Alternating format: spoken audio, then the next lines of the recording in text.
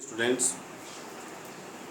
कक्षा 6 में हम चौथा चैप्टर पढ़ रहे हैं आधारभूत ज्यामितीय अवधारणाएं, जिसमें हमारी 4.3 प्रश्नावली कंप्लीट हो गई थी। आज हम 4.4 प्रश्नावली पढ़ते हैं। 4.4 प्रश्नावली में त्रिभुज ABC का एक रफ चित्र खींचिए। तो पहला सवाल है, त्रिभुज ABC का एक रफ चित्र खींचिए। तो रफ आकृति बनानी, आपको पेंसिल की सहायता से इस तरह से एक त्रिभुज बना दीजिए और इसके तीनों शीर्ष पर आप ABC कहीं भी लिख सकते हैं। उसके बाद में इस त्रिभुज के अभ्यंतर में देखो, अभ्यंतर और बहिर्भाग बार बार आ रहा है नाम। बहिर्भाग, अभ्यंतर का अर्थ होता है अंदर और बहिर्भाग का अर्थ होता है बाहर। तो अभ्यंतर में, इस त्रिभुज के अभ्यंतर में एक बिंदु P अंकित कीजिए। कहीं भी आप, इसके अंदर होना चाहिए, वो कहीं भी ले सकते हो। बिंदु P, इस तरह से बिंदु लगाना, वहां P लिख दीजिए। और उसके बहिर्भाग में एक बिंदु Q अंकित है। तो बहिर्भाग यहाँ खुला पड़ा है, कहीं भी आप Q बिंदु लिख सकते हैं। जैसे मैंने यहाँ लिख दिया है, यहाँ भी लिख सकते हो, यहाँ कहीं भी Q अंकित कीजिए। बिंदु A, अब आपको बताना है बिंदु A उसके अभ्यंतर में स्थित है या बहिर्भाग में। तो बिंदु A, ये A बिंदु है, ये न तो अभ्यंतर में है न बहिर्भाग में है, ये केवल त्रिभुज पर स्थित है। त्रिभुज पर, त्रिभुज की भुजाओं पर स्थित है, तो वो त्रिभुज पर होगी। तो सबसे पहले आप लोग लिखोगे अभ्यंतर बिंदु बराबर P और बहिर्भाग बिंदु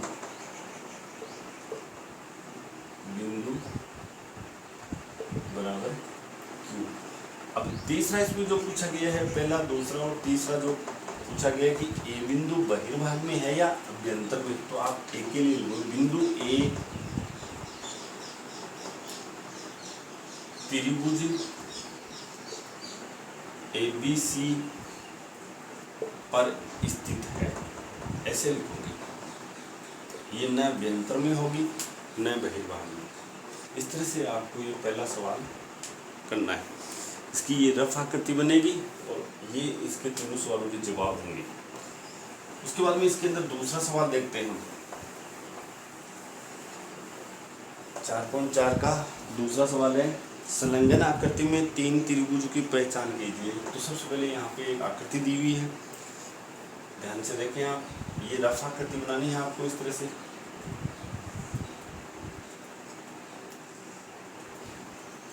इसके नाम लिखिए A, B, C और D। इसमें सबसे पहले दिया है A नंबर पे,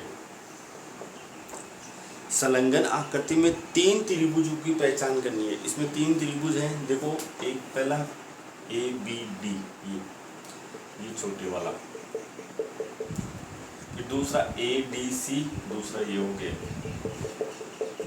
दो हो गए, साफ साफ दो दिख रहे हैं। और तीसरा ABC, दोनों को मिलाकर एक त्रिभुज। तो यहाँ पे पहले हम लिखोगे त्रिभुजों के नाम, त्रिभुजों के नाम बराबर लगा के लिखोगे आप। ये त्रिभुज का चिन्ह होता है, इस तरह से आप चिन्ह लगाएं। त्रिभुज ABD, त्रिभुज ADC, त्रिभुज ABC। ये हमारे पास तीन त्रिभुज के नाम हो गए। इसमें B, दूसरे का B प्रश्न, 7 कोणों के नाम लिखिए। 7 कोणों के नाम। 7 कोण कौन कौन से, देखिए ध्यान से। सबसे पहले कोण हम ये लेते हैं, इस कोण का नाम है ABD, कोण ABD, दूसरा कोण लेते हैं, पहले इस त्रिभुज के लेते हैं हम, छोटे वाले के। तो कोण ये लेते हैं BAD, कोण BAD, दो हो गए। तीसरा ये लेते हैं कोण ADB, अब चौथा ये लेते हैं DAC या CAD लिख सकते हो, कोण DAC।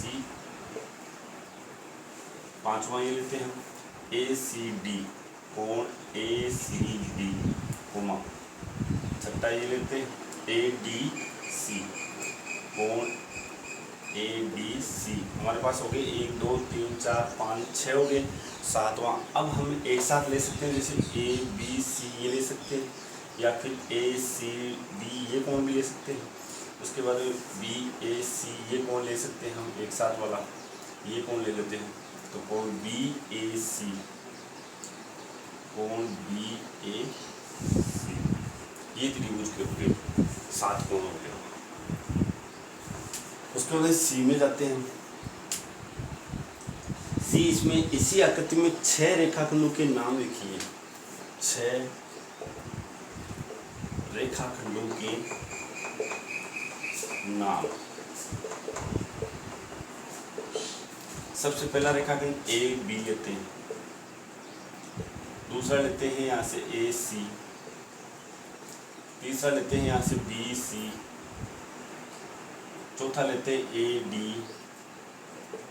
देखो सीधा लिया है हमने, सबसे पहले AB ले लिया है, फिर AC ले लिया है, BC ले लिया है, बड़े वाले त्रिभुज के तीनों ले लिए। अब AD एक बीच में दिख रहा है, 4 हो गए। उसके बाद पांचवा BD ले लेंगे हम, और छठा ले लेंगे CD। इस तरह से ये 6 रेखाखंडों के नाम हो गए। उसके बाद में इसमें D सवाल है, वो देखिए, किन दो त्रिभुज में B उपनिष्ठ है? कौन B? किन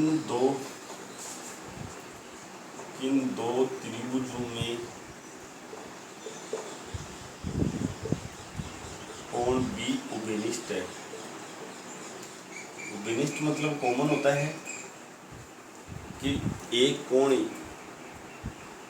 B या C, आपसे जो पूछा जा रहा है उसी को देखें कि B कोण कौन से त्रिभुजों में उपनिष्ठ है। तो B यहाँ त्रिभुज ABD में भी आ रहा है, इस त्रिभुज में भी B आ रहा है, और ABC में भी आ रहा है। तो यहाँ पे लिखोगे आप कोण B, त्रिभुज ABC व त्रिभुज ABD में उपनिष्ठ कोण है, उपनिष्ठ कोण है। इसी तरह से C के लिए भी पूछ सकता है, तो C भी ACD व ACB त्रिभुज में उपनिष्ठ होगा। इस तरह से ये हमारे पास 4 प्रश्नावली यहाँ पे कंप्लीट हो जाती है। उसके बाद में हम लोग 4.5 प्रश्नावली लेते हैं।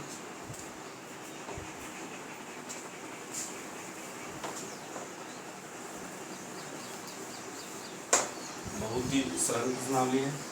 4.5 प्रश्नावली को देखते हैं। पहला सवाल इसमें देखिए, चतुर्भुज PQRS का एक रफ चित्र खींचिए। एक चतुर्भुज बना लीजिए, रफ है बिना नाम से, इस तरह से नाम इस पर PQRS लिख दीजिए। उसके बाद में इसके विकर्ण खींचिए। विकर्ण खींचना, देखो चतुर्भुज में विकर्ण कैसे कहते हैं, इसका एक शीर्ष ले लो, जैसे मैंने P लिया है, तो P के आसन कोण ये कोण और ये, इन दोनों को छोड़ दो आसन कोणों को, और बाकी बचे हुए शीर्ष से मिला दो, तो बाकी बचा शीर्ष एक ही बचा। या फिर दूसरा, किसी चतुर्भुज के सम्मुख शीर्षों को मिलाने वाला रेखाखंड उसका विकर्ण कहलाता है। तो सम्मुख यानी आमने सामने के शीर्षों को मिला दो, तो ये हमारे पास हो गया इस तरह से। ये हमने विकर्ण इसके खींच दिए। विकर्ण खींचने के बाद में इनके नाम लिखिए। विकर्णों के नाम हम लिखेंगे। तो सबसे पहले चतुर्भुज PQRS का रफ आकृति खींचिए, इसके विकर्ण खींचिए, इसके नाम लिखिए।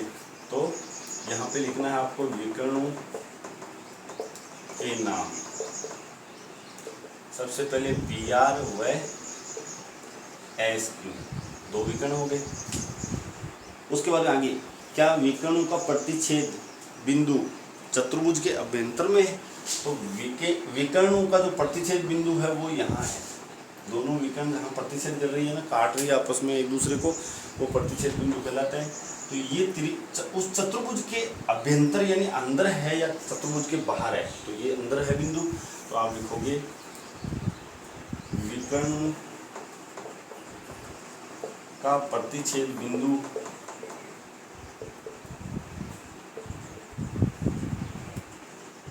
चतुर्भुज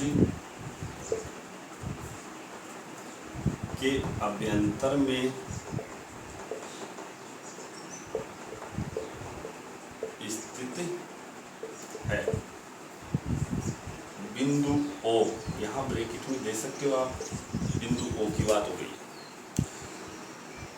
इस तरह से ये हमारा पहला सवाल होगा, बहुत ही सिंपल सा सवाल है। उसके बाद में दूसरा सवाल देखिए, इसमें दूसरा भी इसी तरह से है। इसमें कुछ सवाल पूछे जा रहे हैं आपसे, बहुत अच्छा सवाल है दूसरा। चतुर्भुज KLMN का एक रफ चित्र खींचिए। तो यहाँ पे रफ चित्र बना लेते हैं, एक चतुर्भुज बना दीजिए, तो उसका नाम होगा KLMN। उसके बाद में फिर बताइए, आपको बताना है सबसे पहले A नंबर में सम्मुख भुजाओं, सम्मुख यानी आमने सामने, सम्मुख भुजाओं के दो योग में यानी जोड़े हो गए। यहाँ पे दो जोड़े बताने हैं आपको आमने सामने की भुजाओं के। तो इसमें यहाँ उत्तर लगा के लिखिए या हल लगा के। सम्मुख भुजा ये KL के सामने जैसे NM है, तो आप लिखोगे KL व NM कोमा या फिर 1 नंबर, और 2 नंबर लगा के यहाँ पे लिखोगे आप लोग KN व LM। सम्मुख भुजाओं के योग है। उसके बाद में B नंबर का जो सवाल है उसमें देखिए, सम्मुख कोणों के दो योग, सम्मुख कोणों के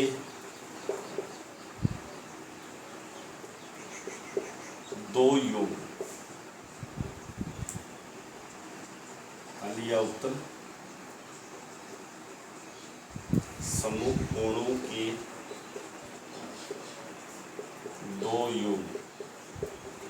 सबसे पहले 1 नंबर लगा कि 1 नंबर का ये कोण लेते हैं, तो इसके सामने ये कोण होगा, तो इसका नाम होगा NKL, कोण NKL व कोण LMN। ये कोण का चिन्ह है, ये L है, LMN। और दूसरा इसमें सम्मुख कोण है वो ये रहेगा KLM, कोण KLM व कोण KNM। ये सम्मुख कोण के दो योग होंगे। उसके बाद में C में देखिए, यहाँ पे आसन भुजाओं के दो योग, आसन भुजाओं के दो योग। आप लिखोगे यहाँ पे आसन भुजाओं के योग बराबर 1 नंबर का जो जोड़ा लिखोगे, आसन भुजाएं कौन सी, जैसे ये भुजा है तो इसके पास वाली भुजा, चाहे आप इधर से ले सकते हो या फिर इधर से ले सकते हो, दो भुजाएं पास पास वाली। इसी तरह से आसन कौन होते हैं, तो सबसे पहले KL व LM ले लेंगे, और दूसरा हमारे पास आ जाएगा, फिर ये दोनों ले लिए तो अब MN व NK, ये समूह बन गए, योग बन गए। D में देखिए, यहाँ पे D में है आसन कोणों के दो योग, आसन कोणों के दो योग। 1 नंबर पे आप लिखोगे ये कोण और ये कोण ले लो, तो NKL कोण एन के एल, वह कोण, ये कोण लिया तो इसका आसन ये ले लो के एल एम, के एल एम। दूसरा